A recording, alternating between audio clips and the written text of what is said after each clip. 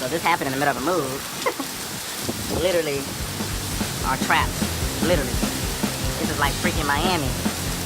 Literally trapped, like, it's like 6 inches over there. And I'm about to, oh shit, man.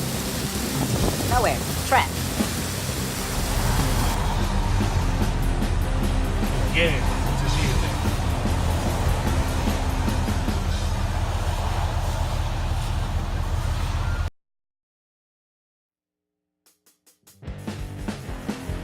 Finishing off the weekend, it's looking real good, nice and sunny, just like Dallas is supposed to be.